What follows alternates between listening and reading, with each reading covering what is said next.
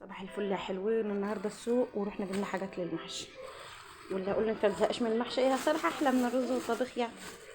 جبنا طماطم اهيت ب10 جنيه، انتوا شايفينها كده، والفلفل ده ب10 برضو، والخضره اهيت، البتنجان عندكم بقى يا جدعان؟ انا جايباه ب20 جنيه، كتير قوي.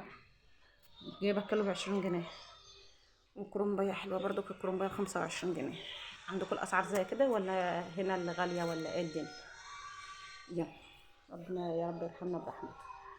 نجهز حاجتنا بقى ونرجع نشوف هنعمل ايه مع بعض. وعلى ما نجهز الحاجه نملى التعليقات بذكر الله وبالصلاه على رسول الله.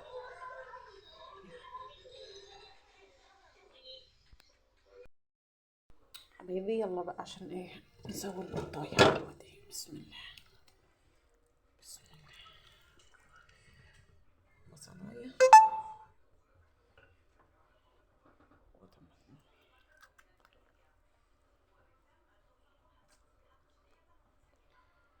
ورشه سكر بقى، عشان ايه يا سكر انت وهي تستوي بسرعه.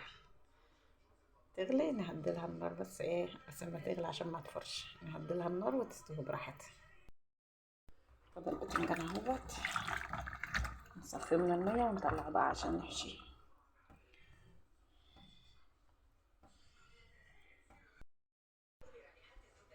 ده كده زي ما انتوا شايفين، عشان الكرنب تحت والخس لسه فاضل خس وكرنب برضو والرز.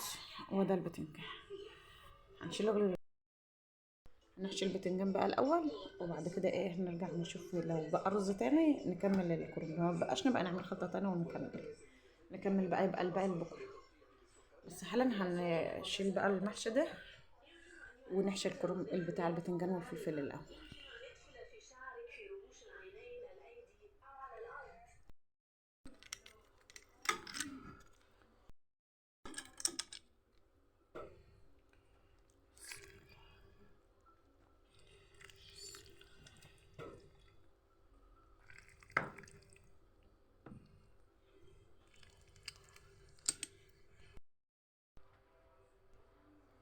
زودنا المحشي يا حبايبي زي ما انتوا شايفين، على بقى ونسيبه يستوي.